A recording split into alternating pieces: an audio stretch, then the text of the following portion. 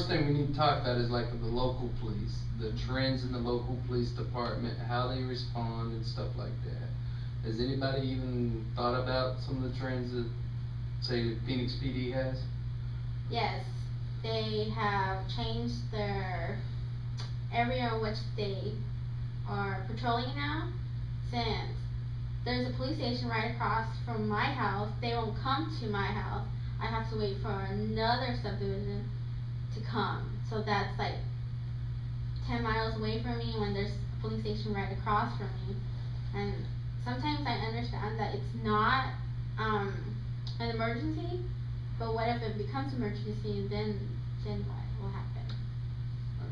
So what type of local police do we have to deal with even in the city of Phoenix? I mean, think about it. Look at all the local police departments that we have.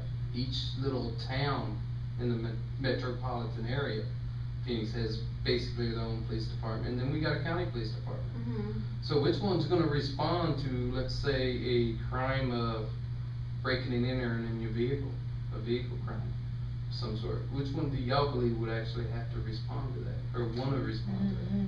I hope the local. But which local? You figure if you're looking at local, you're looking at county sheriff's department as well as the Phoenix police department. So which one would y'all feel would be better off responding to it, the sheriff's department or the local police department? I think the local police department, only because there are probably a little bit more of them to respond, even though like I said before, like there are different subdivisions and where they would have to go from a different neighborhood just to come to your house. But I think it should be a local police department. Okay, well, the local police department, I mean, to be honest, the sheriff's department, if you look at them, is considered local too. But the sheriff's department deals in the rural areas, the country areas, out in their own little areas, say Buckeye, out in the desert areas. That's where the sheriff's department responds to a lot of the crimes. To where within this inner city Phoenix area, the Phoenix Police Department would respond, or Glendale Police Department, depending on the boundaries of Phoenix and Glendale, sort of stuff. What type of trends are we looking at though with the local police department?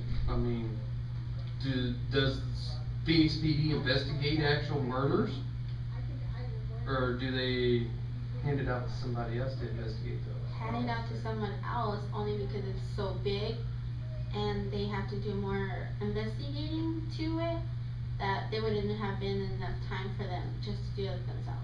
Actually, no, I believe the Phoenix Police Department actually investigates. They have the detectives to investigate the murders. Yeah, I was gonna say they have their own division who focus on that, right? Yeah, their own homicide division.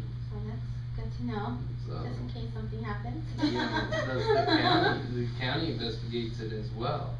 But which one's going to take it? I mean, depending on where the crime's actually at, would be where it's who's gonna oversee the investigation into it.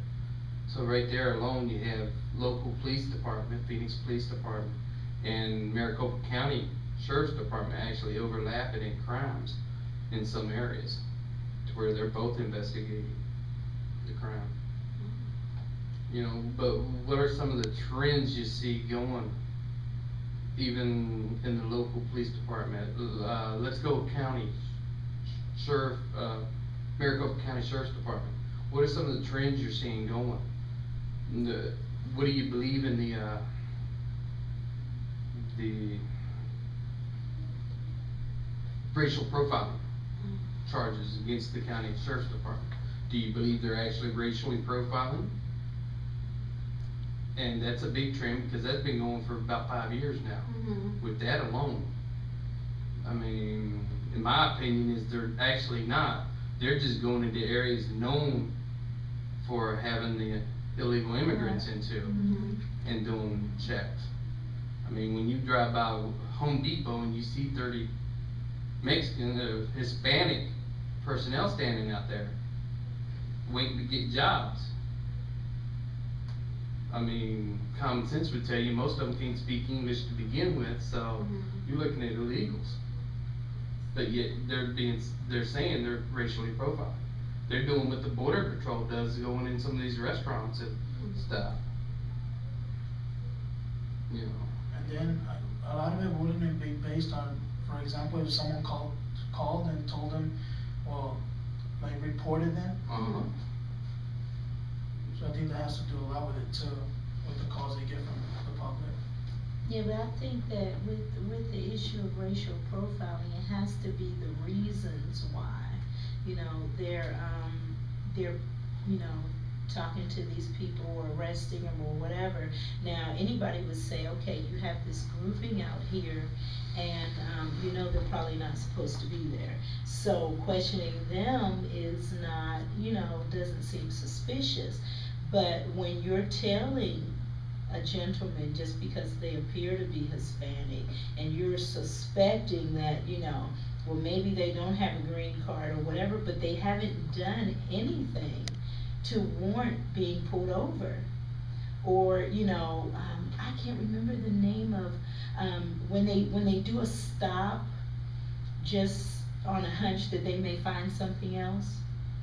You know, so when you're targeting people in that type of way, where they haven't committed any type of traffic violation, they're just driving along minding their business, but then they're being pulled over on some bogus, your license plate light was out type of traffic offense, just hopefully thinking that they'll find something more, and then it becomes repetitive, that it's always the same type of person or nationality that you're doing this to.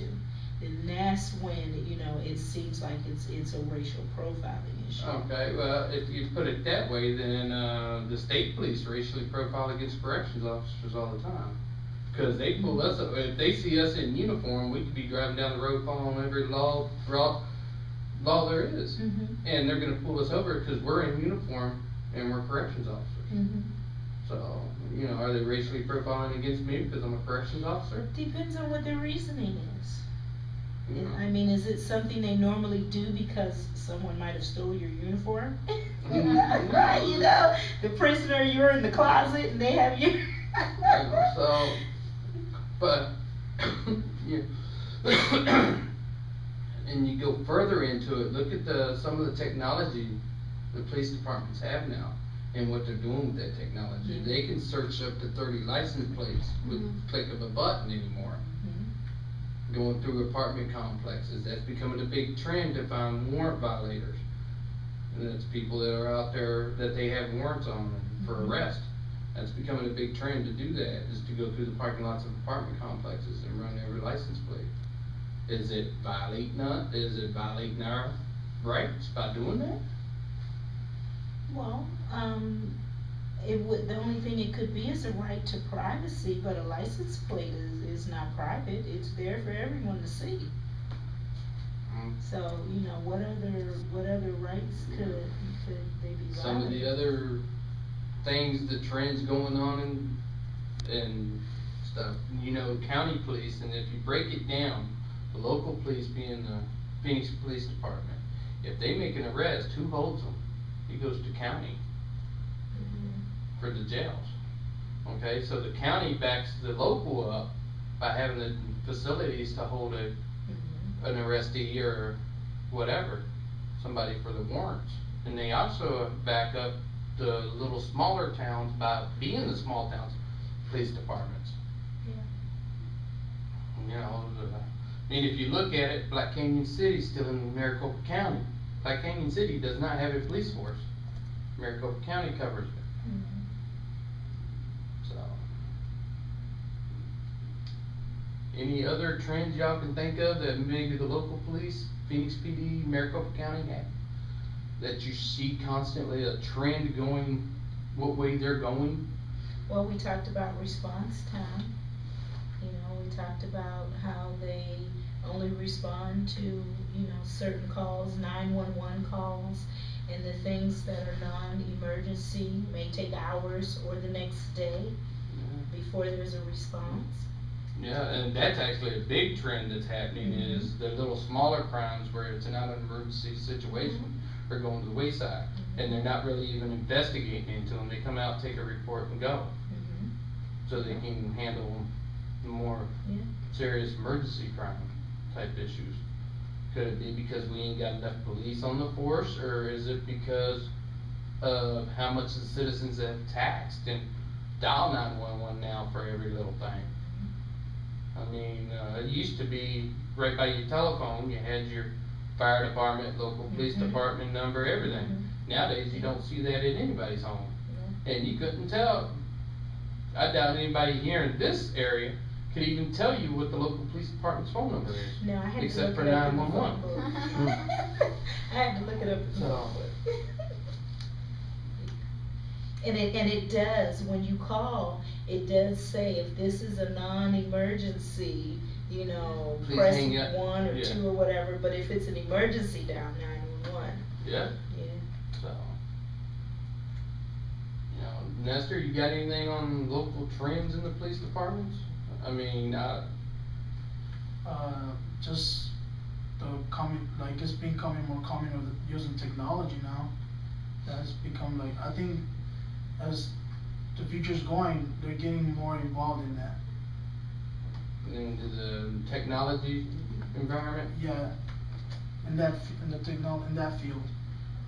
So you think a trend that might be coming up soon is facial recognition on every street corner, kind of like London has, per se? Yeah, if not that, I think it might be possible that they might have something like that similar where they can have it in their vehicles, and maybe when they stop somebody, they can check someone like that. Yeah, I know New York City actually has a little small part of their department that actually does that and checks cameras of local stores and can tap into them for facial recognitions.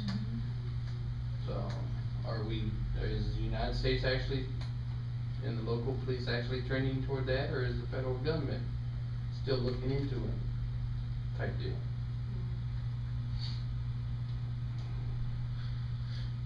Okay.